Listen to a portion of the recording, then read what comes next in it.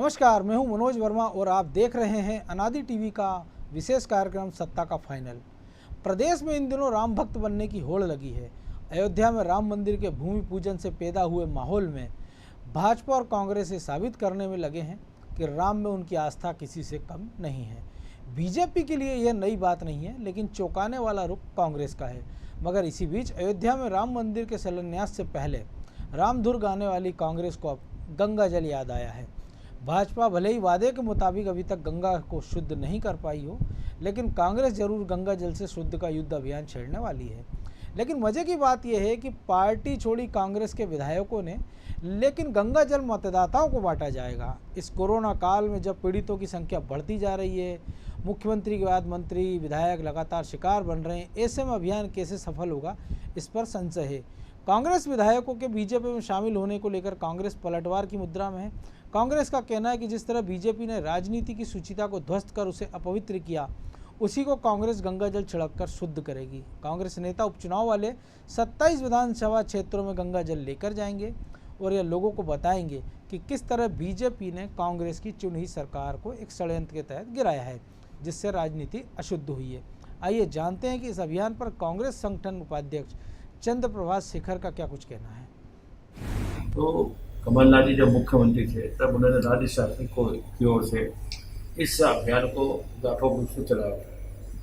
अब हमारे कांग्रेस जनों के मन में राय बनी है कि जो लोग धोखा दे रहे हैं, जो लोग पार्टी छोड़ गए, जिन्होंने स्थानीय जनता के साथ अन्याय किया, उन लोगों की भावनाओं को अनादर किया जाए और जिन सीटों पर जो लोग छोड़कर गए हैं उन सीटों को गंगा जल से शुद्ध करने का अभियान चालू किया। अच्छा, तो कांग्रेस की प्रदेश उपाध्यक्ष और इस अभियान की संयोजक अर्चना जायसवाल ने भी कहा कि कांग्रेस के नेता उपचुनाव वाली 27 विधानसभाओं में जाकर जनता को असलियत से रूबरू कराएंगे। वो जनता को बताएंगे कि उनके क्षेत्र के विधायकों ने अपने आप को बेचकर विधानसभा की गरिमा को किस तरह अशुद्ध किया है। वहीं अब कांग्रेस के इस अभियान पर सिंधिया खेमे के मंत्री भी भड़क गए हैं। मंत्री गोविंद सिंह राजपूत ने कहा कि इस प्रकार के शुद्ध करने की आवश्यकता होती ही नहीं अगर कमलनाथ अपने 15 महीने के कार्यकाल को शुद्ध कर लेते। आइए जानते हैं कि मंत्री राजपूत ने और क्या कुछ कहा। अगर वो अपने 15 महीने के कार्यकाल को शुद्ध कर लेते, 15 महीने में बल्लभ भवन को शुद्ध कर लेते, गंगा जल लाते और अपने पुराने कार्यकाल को शुद्ध कर लेते। उस पुराने कार्यकाल में क्या नहीं हुआ? भ्रष्टाचार हुआ, सब कुछ हुआ, जो नहीं चाहते थे वो हुआ, कुछ हुआ कहाँ है? तो पुराने कार्यकाल को शुद्ध करने की आवश्यकता थी। ये जो विधानसभाओं को शुद्ध करने का ढोंग कर रहे हैं, इससे क्या होता है? जनता देख रही है, जनता को फर्क महसूस हो रहा है कि पुराने 15 महीनों में क्या काम हो गए हैं और शिवराज सिंह जी की 3 महीने की 4 महीने की सरकार में क्या काम हो रहा है। तो जनता समझती है कि ये ढोंग रतूरे हैं और मैं तो कहना चाहूँगा कि ढोंग बंद करो। चुनाव आएंगे, चुनाव में जनता सबका जवाब देगी, वो ये पूछेगी कि आपने कौन से काम किए हैं। तो बिल्कुल जनता पूछेगी कि क्या काम किए हैं। बीजेपी इसे कांग्रेस का एक शगुफा बता रही है। गृह मंत्री नरोत्तम मिश्रा ने ट्वीट कर पलटवार करते हुए लिखा है कि उपचुनाव के लिए विधानसभा क्षेत्रों में गंगा जल से शुद्धिकरण करने वाली कांग्रेस पहले अपने अंतःकरण का शुद्धिकरण कर ले। वहीं बीजेपी प्रवक्ता रजनीश अग्रवाल ने तो कांग्रेस के इस अभियान पर सवाल उठा दिए हैं। इन्होंने विधायकों का अपमान किया, इन्होंने उनके विकास कार्यों को रोकने का काम किया, इन्होंने लगातार तिरस्कार भाव अपनाया। इसलिए गंगा जल से शुद्ध होने का काम तो कांग्रेस करे। जो पाप नीचे से ऊपर तक कांग्रेस के नेताओं ने, अध्यक्षों ने किए हैं, उन पाप का खामियाजा ये भुगत रहे हैं। जनता तो शुद्ध सात्विक भाव से लोकतंत्र में हिस्सेदार भागीदार बनती है। विधानसभा क्षेत्र शुद्ध हैं, अगर अशुद्ध है तो कांग्रेस की मानसिकता, वृत्ति और कार्यशैली। तो मानसिकता और वृत्ति की बात कर रहे हैं रजनीश अग्रवाल, और क्यों ना करें, क्योंकि अब सत्तारूढ़ पार्टी के प्रवक्ता भी हैं तो जायज़ है उनका पलटवार भी। वैसे कमलनाथ सरकार गिरने के बाद कांग्रेस में आत्ममंथन का जोर जारी है और इसे उपचुनाव में उम्मीद की किरण नज़र आ रही है। इसलिए पार्टी हर वो कदम उठा रही है जिससे वो जनता का दिल जीत सके, चाहे वो हिंदुत्व का मुद्दा हो, गाय गंगा जल और राम मंदिर का मुद्दा हो, सब में वो बढ़ चढ़कर हिस्सा ले रही है और इसी पर बीजेपी को आपत्ति है। अब इस पूरे मुद्दे पर अनादि टीवी का पॉलिटिकल एडिटर ललित उपन्यु क्या प्रतिक्रिया दे रहे हैं, जरा उनको भी सुन लेते हैं। अभी जो नया इशू आया है गंगा जल का, तो मुझे ऐसा लग रहा है कि इससे कांग्रेस को फ़ायदा तो शायद नहीं ही होगा, कहीं ना कहीं नुकसान हो जाएगा। दूसरा, कांग्रेस को ये भी समझना चाहिए कि वो उनका मूल मुद्दा जो 15 महीने की जो उनकी सरकार है उसके पास उनकी अगर कोई उपलब्धि है तो वो जो बीजेपी को मात दे सकती थी जिन उपलब्धियों के आधार पे 15 महीनों की सरकार के आधार पे, वो मुद्दा बीजेपी ने बहुत प्लानिंग से कांग्रेस को भुलवा दिया। कांग्रेस उस पर बात ही नहीं कर रही। कांग्रेस ना किसान कर्ज माफ़ी पे बात कर रही है, कांग्रेस ना माफियाओं के अभियान के खिलाफ जो उन्होंने माफियाओं के खिलाफ जो अभियान चलाया उस पर बात कर पा रही है, और ना कांग्रेस अपनी किसी और ऐसी उपलब्धि जो उन्होंने 15 महीने में अगर की है तो उस पर बात कर पा रही। तो या तो उसमें ये साबित हो गया कि कांग्रेस के पास भी 15 महीने की सरकार के कोई बहुत ज़्यादा उपलब्धि नहीं है, इसलिए वो भी रामधुन और गंगा जल का सहारा ले रही है। एक ये भी सोचना पड़ेगा कि कांग्रेस कहाँ कहाँ शुद्धिकरण करेगी। कई जगह ऐसी भी है जहाँ कांग्रेस खुद भी दूसरे पार्टी के, खासतौर से बीजेपी के लोगों को अपनी पार्टी में लाकर चुनाव लड़वा रही है। और वहाँ गंगा जल बांटा जाएगा या क्या बांटा जाएगा, या अगर गंगा जल भी बांटा जाएगा तो क्या कह के बांटा जाएगा, क्योंकि वो भी तो उसी राजनीति, अशुद्धि की राजनीति को लाई है। अभी तो कांग्रेस को ये भी समझना पड़ेगा कि ये गंगा जल अभियान के लिए उनके पास कुछ नैतिक बल है या नहीं है, क्योंकि वो खुद भी यही कर रहे हैं। तो आगे इस मुद्दे पर और अधिक चर्चा करने के लिए हमारे साथ स्टूडियो से जुड़ गए हैं अनादि टीवी के एडिटर इन चीफ प्रकाश भटनागर और हमारे पॉलिटिकल एडिटर प्रभु पटेरिया। प्रकाश जी, 27 सीटों पर एक अभियान चला रहे हैं और शुद्ध का युद्ध, जो कि उन्हीं की सरकार में रहते हुए तुलसी सिलावट ने शुरू किया था, और जो शुद्ध का युद्ध है एक विधानसभा क्षेत्र तुलसी सिलावट की भी है जहाँ पर अभियान शुरू होना है। आपको नहीं लगता कि बेहतर होता गंगा जल की जगह अगर नर्मदा का जल ले जाते तो शायद नर्मदा के शुद्धिकरण का भी कुछ भला हो जाता? और जो मुद्दा बीच कांग्रेस उठाती रही है कि नर्मदा में प्रदूषण बढ़ गया है, अवैध खनिज उत्खनन चालू है, उसमें से पौधरोपण हुआ नहीं, और ऐसे तमाम सारे इशू थे, तो दोनों मुद्दे एक साथ उठ जाते। देखिए, मुझे लगता है मनोज, कांग्रेस तय नहीं कर पा रही है कि उसे बीजेपी से इन 27 सीटों पर चुनाव लड़ना कैसे है। कभी वो अभी हनुमान चालीसा पढ़ी उन्होंने, अभी कांग्रेस कार्यालय पर राम जी का पोस्टर लग गया। पिछले 40 सालों के अंदर, 40-35 सालों में पहली बार कांग्रेस के अंदर हमने ये देखा है कि इस तरह का बदलाव आया है। बिल्कुल। तो कांग्रेस समझ नहीं पा रही कि उसे जनता से वोट किस आधार पे मिलेगा। अपने हिंदुत्व का जो भी वो प्रचार कर रही है, जैसे पहले उन्होंने हनुमान चालीसा का पाठ किया, गंगा जल से शुद्धिकरण का, शुद्ध के खिलाफ युद्ध वाला जो वो कैंपेन चला रहे हैं, तो अगर इससे ज़्यादा बेहतर होता, जैसा अभी ललित जी ने भी कहा कि 15 महीने की कांग्रेस कोई उपलब्धियां अपनी बताए, खास करके कर्ज माफ़ी पे उन्हें बात करना चाहिए थी। तो मुझे लगता है निश्चित तौर पे वो चोर की दाढ़ी में तिनके जैसी हालत है कि कांग्रेस कर्ज माफ़ी पे बात नहीं कर पा रही, क्योंकि वो एक आक्रोश लोगों में निश्चित तौर पे पैदा हुआ होगा अगर कर्ज माफ़ नहीं हुआ है, और फिर कर्ज यदि माफ़ हुआ होगा तो निश्चित तौर पे किसान कांग्रेस को समर्थन करेंगे अभी उपचुनाव के अंदर। लेकिन कांग्रेस के पास सबसे बड़ी दिक्कत है कि उसके पास उम्मीदवार ही नहीं है। कांग्रेस बिल्कुल भटकी हुई सी पार्टी हो गई है। उस समय उसकी कई दिशा समझ में नहीं आ रही कि वो उसे जाना किस दिशा में। और ये स्थिति केवल अकेले मध्य प्रदेश की नहीं, पूरे देश में कांग्रेस की स्थिति एक जैसी है। तो मुझे लगता है कि कांग्रेस को ये गंगा जल से धोने से कोई फ़ायदा होगा नहीं। और दूसरी बात कि कांग्रेस की ऑर्गेनाइजेशन, उसका जो संगठन है, इस अभियान को भी, इस कैंपेन को भी कैसे चला पाएगा, कितना चला पाएगा, ज़मीन तक कैसे उतारेगा। मैंने कल आपको एक बात बताई थी, गंगा पूजन अभियान हुआ था राम मंदिर का ताला खुलने के बाद, और पूरे देश में गांव-गांव में संघ के कार्यकर्ता ले गए थे। तो वैसा संगठन कांग्रेस के पास है क्या कि जो इन 27 क्षेत्रों में, क्योंकि जो 27 क्षेत्रों में दल बदल हुआ, वहाँ के जो कांग्रेसी कार्यकर्ता थे वो स्वाभाविक तौर पे विधायक के साथ में बीजेपी में कन्वर्ट हो गए। तो अब पहले तो समस्या कांग्रेस की है कि वहाँ जो बचे हुए कांग्रेसी हैं वो क्या इस दमदारी से कोई कैंपेन चला पाएंगे। जी प्रभु जी, एक बड़ी दिलचस्प बात है कि शुद्ध का युद्ध की बात कांग्रेस कर भी रही है, और ये कह रही है कि वो मतदाताओं को देंगे गंगा जल आधा लीटर। यानी वो ये मान के चल रहे हैं कि ये जो गलती है वो शुद्धिकरण अभियान मतदाताओं को करना चाहिए कि उन्होंने गलत आदमी को वोट दिया। इसको ऐसे देखा जाए?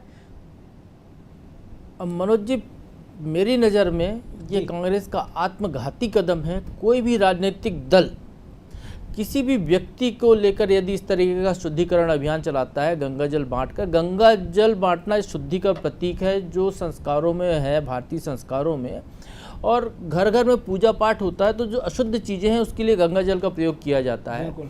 शमशान घाट से कोई लौटता है, यदि पानी नहीं है नहाने के लिए तो गंगा जल छिड़क लेता है, शुद्ध जगह से आता है तो वो शुद्ध होता है, क्योंकि गंगा जल अंतिम समय में भी गंगा जल जी में डाला जाता है। और गंगा जल से शुद्धिकरण का एक प्रतीक और है मनोज जी कि जब कोई पुराने ज़माने में जहाँ किंवदंतियाँ, जो रूढ़िवादी प्रथा थी, वहाँ पर दलित यदि निकल जाए या दलित घर में आए तो वहाँ पर गंगा जल से शुद्ध किया जाता था। और कांग्रेस जहाँ शुद्धिकरण अभियान चला रही है, इसमें जो भारतीय जनता पार्टी में शामिल हुए हैं कांग्रेस छोड़कर, इसमें आधा दर्जन से ज़्यादा लोग उसी दलित समुदाय के हैं। बिल्कुल, आप दलितों के खिलाफ शुद्धिकरण करके आत्मघाती कदम उठा रहे हैं। ये राजनीतिक दल के लिए शोभा नहीं देता है, जबकि सामाजिक सद्भाव की बात हो रही है, जातिवादी राजनीति को खत्म करने की बात हो रही है। तो कांग्रेस का ये सामंतवादी सोच है, कांग्रेस की ये ब्राह्मणवादी सोच है, और ये कांग्रेस को जो कुछ भी थोड़े बहुत वोट यदि मिल रहे होंगे, 1-2 सीटें जीतती हुई दिख रही होगी, इस अभियान को यदि कांग्रेस जिस टेम्पो के साथ शुरू किया उसके साथ जाती है इस अभियान को लेकर, तो मुझे नहीं लगता कि कांग्रेस को कोई एक वोट सीट मिलने वाली है।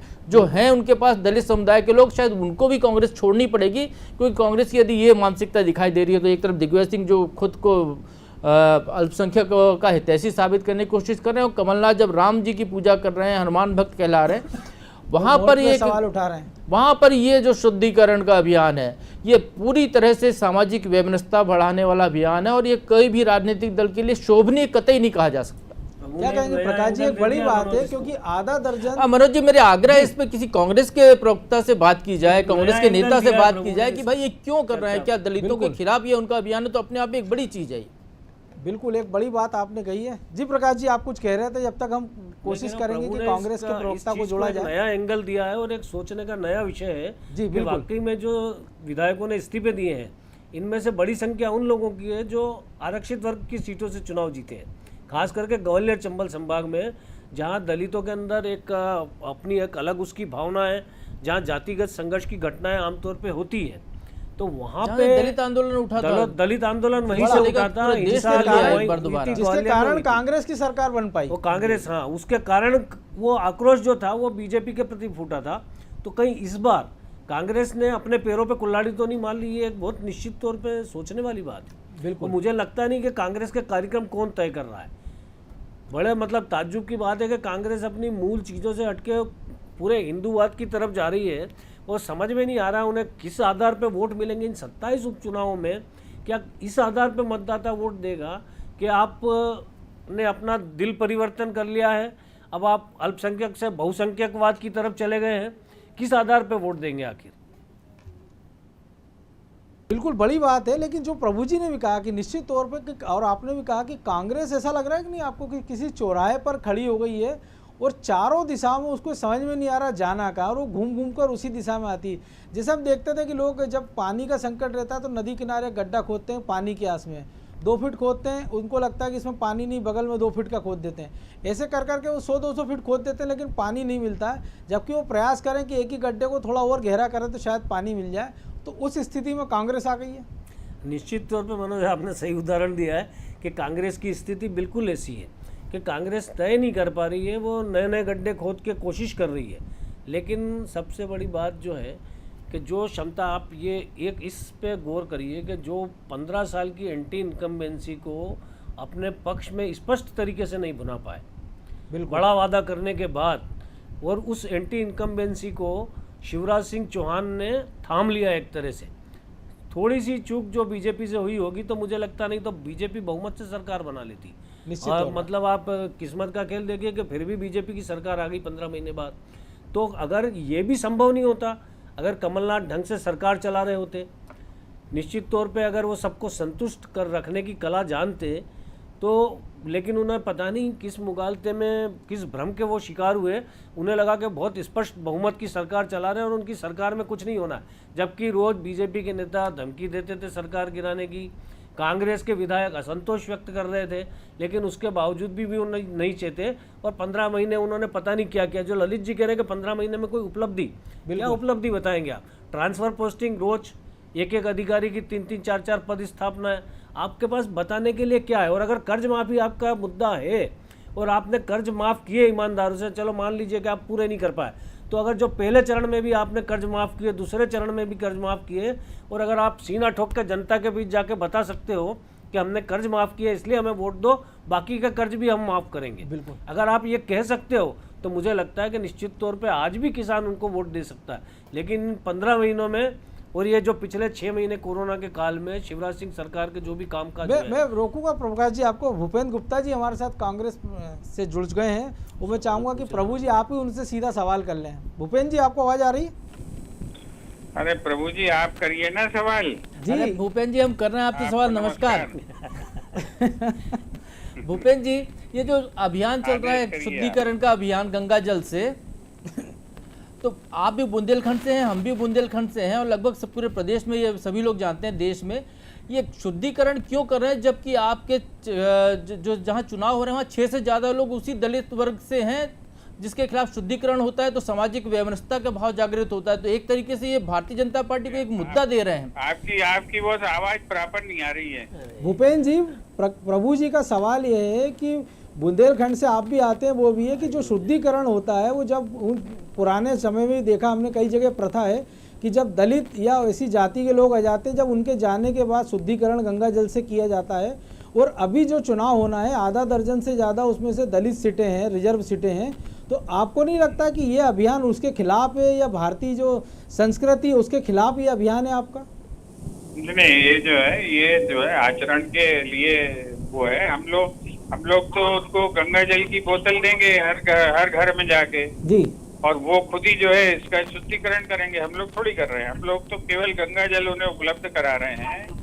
और जिन लोगों ने अपना जनमत को बेच के बहुमत बनाने का काम किया है और जो जिस आचरण को अशुद्ध किया है लोकतांत्रिक, उनके आचरण के शुद्धिकरण की काम न करेंगे। वो तो हम तो हर घर को गंगा जल प्रोवाइड करा रहे हैं कि भैया जो है अपना आपके जनमत को जो अशुद्ध किया है उस जनमत को शुद्ध कर लीजिए। भूपेंद्र जी आपकी पार्टी के नेताओं को भी भेजेंगे ये कि जिन्होंने इनका चयन किया था, जिनके सिफारिश पे इनको टिकट मिली, क्योंकि मूल जिम्मेदार तो वही है।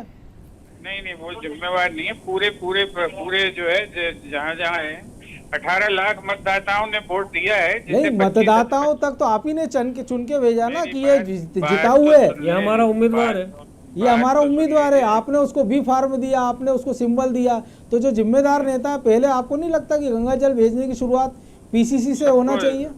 सबको गंगा जल जा रहा है, वहाँ पे पूरे क्षेत्र में नेताओं जाएगा। को भी जा रहा है। 18 लाख लोगों ने जो है मत दिया है और 25 लोगों ने उस मत को बेच दिया है। 18 लाख लोगों के स्वाभिमान और अस्मिता को बेचने वाले लोग जो हैं, उनका शुद्धिकरण जरूरी है। तो और प्रायश्चित जनमत का शुद्धिकरण प्रायश्चित जरूरी तो है। इन 27-25 लोगों से कराना था। मतदाता की क्या गलती, आप उसको क्यों भेज रहे हो गंगा जल?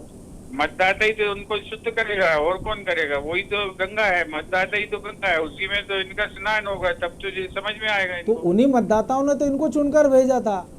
वही मतदाता कह रहे हैं कि हमारा मत तुमने हमसे बिना पूछे कैसे बेच दिया, वोट हमारा नोट तुम्हारे, ये थोड़ी चलेगी बात है। जनता यही तो कह रही है, अच्छा, वोट हमने दी और बेच के तुमने जाती कर ली है जेब चुनाव में। लड़वा रहे हैं। यही तो बात जनता और कर रही है। जिनको आप बीजेपी से लाके चुनाव लड़वा रहे हैं, नहीं, हम बीजेपी कोई हम उन्हें पद थोड़ी दे रहे हैं। अरे सवेरे जब हम जो आप है उम्मीदवार बनाएंगे, बात तो सुन लीजिए पूरी भैया, फिर तो आप जो है हमें मालूम है आप क्या कहना चाह रहे हैं। नहीं, हम तो आपकी सुनने बैठे हैं। तो जिन लोगों को आपने दोपहर में ये जो है त्याग पत्र दिलाया और शाम को मंत्री बना दिया, ये क्लियर कट होता है कि क्या मजाक है, क्या है बताइए आप? ये तो सीधा सौदा है। प्रदीप तो जायसवाल, सौदा प्रदीप जायसवाल तो आप ही ने चुनाव जितवाया आपके अधिकृत कैंडिडेट के खिलाफ, और नहीं, आप ही ये ने तो मंत्री ये- बनाया, और वो पहले आदमी थे जिन्होंने इस्तीफे नहीं। के पहले कह दिया था कि जनता की आवाज है कि मैं सत्तारूढ़ पार्टी के साथ रहूंगा, और वो चले गए। हाँ, तो ठीक तो है, ये भी उनकी चयन बात आपका तो- था। उनकी चर्चा हम कहाँ कर रहे हैं आपसे? अरे तो उनकी भी करना चले चाहिए। गए, 27 में मेरी वो भी, बात- 27 में नहीं, वो- उनको भी शामिल कर लीजिए, 28 कर अरे लीजिए। भाई, वो हमारे दल के व्यक्ति नहीं है, हम अपने दल के लोगों की बात कर रहे हैं जो हमारे दल से गए हैं। जी, हमारे दल को जो दल की जो सीमा जिन्होंने लांघी है और लोभ से लांघी है, हम उनकी चर्चा कर रहे हैं। हम जो है, हम किसी दूसरे ने हमें समर्थन दिया है, उसका धन्यवाद था। आज उसने समर्थन नहीं दिया तो भी धन्यवाद है। वो तो हमारे लिए अब उसने बाहर से समर्थन दिया था तो हमें उससे कोई आपत्ति थोड़ी है, और वो स्वतंत्र है, कानून के हिसाब से भी स्वतंत्र है। ये चलिए, बहुत धन्यवाद आपको भूपेन मैं जी। आपको एक छोटी सी चीज बताना चाहता हूँ जी, जी, कि बिल्कुल। दल बदल की जो गंदगी है, इसको दूर करने के लिए राजीव गांधी ने जो है एक अध्यादेश लाकर प्रयास किया था, एक्ट बनाया दल बदल का, और उस दल बदल को और सख्त बनाया अटल बिहारी वाजपेयी जी ने। पहले जो है 1/3 मेजॉरिटी के बाद दल बदल हो जाता था, राजीव जी जो लाए थे, एक्ट लाए थे, तो उसको अटल जी ने और मजबूत बनाकर 2/3 मेजॉरिटी कर दिया। इनने तो उसका भी उल्लंघन करके उस कानून की मर्यादा की सत्यानाश बिठा दी। अटल जी के आप बयान पर सुनिए, आप इसके मामले में क्या ये काम अटल बिहारी वाजपेयी नहीं कर सकते थे जो आज निर्लज्जता से किया जा रहा है? क्या ये दूसरे प्रधानमंत्री नहीं कर सकते थे? बहुत सारे लोग माइनॉरिटी में गवर्नमेंट चलाते रहे, लेकिन जिस निर्लज्जता से आज ये काम हो रहा है और अवांछित तरीके से। नरसिम्हा राव सरकार का उदाहरण भी है। अंगूर खट्टे वाली बात कर रहे हैं। आपको उदाहरण मालूम नहीं है नरसिम्हा राव जी का? आप उसको एक्सप्लेन कर दीजिए, मैं बता देता हूँ। वो उदाहरण ऐसा नहीं है जैसा आप सोच रहे हैं। 40 सांसद थे। केवल अरे भाई, केवल उदाहरण देने से कुछ नहीं होता। आप जो है एप्पल टू एप्पल कंपेयर कर लीजिए। अब उसकी आलू से कंपैरिजन करेंगे तो आप कमेंट कुछ भी मार सकते हैं। नहीं, कंपैरिजन तो आप ही सुविधा से कर रहे हैं ना, हम थोड़ी कर रहे हैं। हम सुविधा से नहीं कर रहे हैं। हम ये बता रहे हैं कि कोई कानून बना इस देश में, उस कानून की भी धज्जियां उड़ाई। वो तो अटल जी ने बनाया था कानून, ये पढ़ लीजिएगा। उन्होंने 2/3 मेजॉरिटी की प्रोविजन चालू की, इन्होंने तो उस पे भी एक लात मारते हुए मनोज जी, दल बदल हुआ नहीं है, इस्तीफा दिया है लोगों ने कांग्रेस से। भूपेन जी, जो प्रभु जी कह रहे हैं इसमें दल बदल नहीं हुआ, आपकी पार्टी के लोगों ने स्वेच्छा से इस्तीफा दिया है और चले गए। यही कह रहे हैं, वो तो पूरे देश के लोग स्वेच्छा से दे रहे हैं। हर पार्टी का स्वेच्छा से दे रहा है, मणिपुर वाला भी दे रहा है, वहाँ कांग्रेस ने नहीं दिया है। कहीं ना कहीं गलती आपकी पार्टी में ना कि आप राजीव गांधी जो कानून बना के गए थे उसमें ये पेज छोड़ गए थे ना राजीव गांधी जी। हमारी पार्टी की कोई गलती नहीं है, और आप जो है गलत लोगों के पक्ष में बहस करके आप भी कुछ और दूसरी चीजें सिद्ध कर रहे हैं। आप मत कीजिए भगवान। हम तो आप लोग तो तटस्थ लोग हैं। हमको अगर उन्हीं का पक्ष लेना होता हमने इसीलिए तो आपको जोड़ा कि आप कांग्रेस का पक्ष जोड़ा है। लेकिन आप जो जिस तरह की हमसे जो है क्रॉस क्वेश्चनिंग कर रहे हैं, वो उसी तरफ जा रही है। उन्हीं के पक्ष में मत करिए भगवान के लिए। देश का थोड़ा सोचिए। आप लोग विद्वान लोग हैं, तो आप तो थोड़ी तो इनकी बीच की रेखा बचा के रखिए। आप भूपेन जी, सवाल इसलिए हो रहे हैं कि गंगा जल का सियासी दुरुपयोग हो रहा है, जो आस्था का प्रतीक है उस पर फोटो लगाई जा रही है नेताओं की, उसको बांटा जा रहा है। कोई दुरुपयोग नहीं हो रहा है, ये सदुपयोग हो रहा है। एक संदेश जा रहा है, अच्छा संदेश जा रहा है। आप गंगा जल के बारे में पता तो करिए। जिन लोगों ने गंगा जल की हानि की है, गंगा के पुत्र बन के गए थे, उन्होंने क्या किया, उस पर बोलने की हिम्मत हौसला भी करना पड़ेगा। भूपेन जी, एक आखिरी और छोटा सवाल कि गंगा जल पे जो आप कह रहे हैं फोटो बहुत जायज है, तो ये वैसा तो साबित नहीं होगा जैसे त्रिकुटी चूर्ण पे मुख्यमंत्री का फोटो था और कहा गया था कि कोरोना नहीं होगा और उन्हीं मुख्यमंत्री को कोरोना हो गया। तो इस गंगा जल का भी ऐसा साइड इफेक्ट तो नहीं आएगा नेताओं के फोटो लगने के बाद?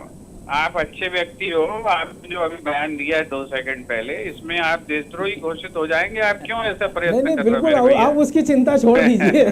आप जो है, आप क्यों आप उसकी चिंता छोड़ दीजिए, उसके लिए हम तैयार हैं। कल तक आपको पाकिस्तान भेज दे भाई लोग कुछ जो है। आप भले आदमी हो, आप क्यों इस चक्कर में पड़ रहे? नहीं, ये सारा हमने 15 साल भी झेला, 15 महीने भी झेला और 3 महीने और झेलने की दिक्कत नहीं है। आपने ना 15 साल झेला ना आप झेलोगे। आप लोग बड़े लोग हो, आप कहाँ लगे इन सब चक्करों में यार। चलिए, बहुत धन्यवाद भूपेन जी आपका हमें समय देने के लिए। तो क्या कहेंगे प्रभु जी? देखिए मनोज जी, कांग्रेस के प्रवक्ता के जो तर्क हैं वो तर्क कम, दूसरा पक्ष ज़्यादा दिखाई देते हैं, लेकिन ये जरूर है कि भारतीय जनता पार्टी के हाथ में एक ऐसा मुद्दा उन्होंने दे दिया है कि भाजपा इसको चाहे तो कांग्रेस के खिलाफ कैश करा सकती है। दूसरी चीज़ एक ये है कि भारतीय जनता पार्टी ने गंगा, राम इस सबको लेकर जो एक मुहिम शुरू की थी, तो कांग्रेस भाजपा की पिछलग्गू होती हुई दिखाई दे रही, जैसा कि ललित जी भी कह रहे थे, भटनागर जी भी कह रहे हैं बिल्कुल कि कांग्रेस के पास मुद्दा अपना कोई नहीं है चुनाव में जाने के लिए।